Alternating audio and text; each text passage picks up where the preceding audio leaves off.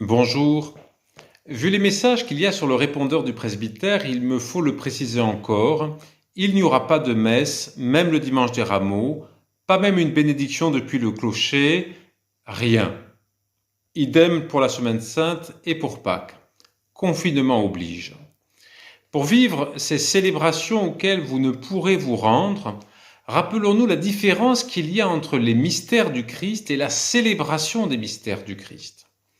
Ces mystères, son entrée glorieuse à Jérusalem, l'institution de l'Eucharistie, sa passion, sa résurrection, sont accomplis une fois pour toutes. Et de même que le Christ est en croix jusqu'à la fin du monde, il est également pleinement ressuscité. Et même si ces mystères n'étaient pas célébrés, et même si par impossible ils n'étaient plus célébrés, ces mystères demeurent accomplis et pleinement féconds jusqu'à la fin des temps. La liturgie nous offre de communier à la grâce de ces mystères, mais ne les remplace pas.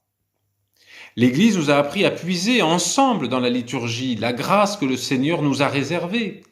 Et la manière ordinaire d'y puiser est bien celle-là. Mais ce temps où nous sommes n'est pas ordinaire du tout. Nous devons apprendre à plonger dans le mystère sans le moyen de la célébration liturgique, sans le moyen de la participation à la célébration liturgique. Et cela nous convoque d'abord à un acte de foi plus conscient, plus volontaire qu'à l'habitude. Cela nous provoque aussi à prendre les moyens domestiques de nous plonger dans le mystère en retrouvant ce que les célébrations nous offrent ordinairement. Nous ne pouvons plus nous assembler, mais décidons de nous réunir autour de la célébration de notre archevêque rediffusée sur YouTube. Et si c'est impossible, je m'associe en esprit pour me dire à moi-même ma volonté d'être en communion avec mon Église à cette heure-là. La mise en place d'une liturgie familiale, domestique, commence par organiser un espace pour vivre ce moment. La lecture des textes, le silence, la prière en commun sont autant de signes que l'on peut se donner et que la grâce de Dieu ne manquera pas d'emprunter pour rejoindre ceux qui les auront posés.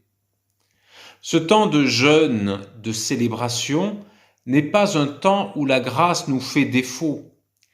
Il nous dépouille de nos habitudes pour que nous nous appuyions sur le Christ et pas sur nos habitudes. Sans moi, vous ne pouvez rien faire, nous avait-il prévenu. Préparons donc cette semaine sainte comme Jésus, manifestement, permet qu'elle soit. Que Dieu nous bénisse et nous vienne en aide. À demain.